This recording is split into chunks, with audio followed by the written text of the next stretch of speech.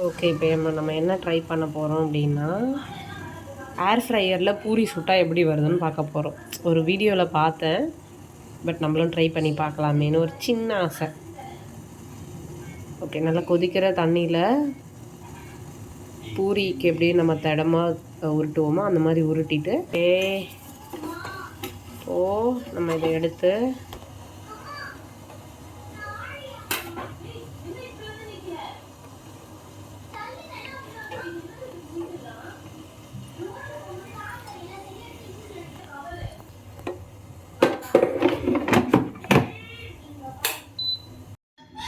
Okay, இப்போ வந்து timing முடிஞ்சிச்சு.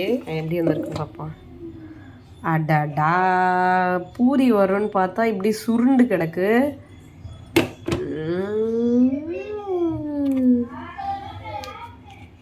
கொஞ்சம் சூடாக இருக்குது. ஸோ இது வந்து நம்ம வீடியோவில் பார்த்தோம் பூரி மாதிரி இருக்கணும், பட் இது பூரி மாதிரி இல்லை. ஸோ இது ஃபெயிலியரை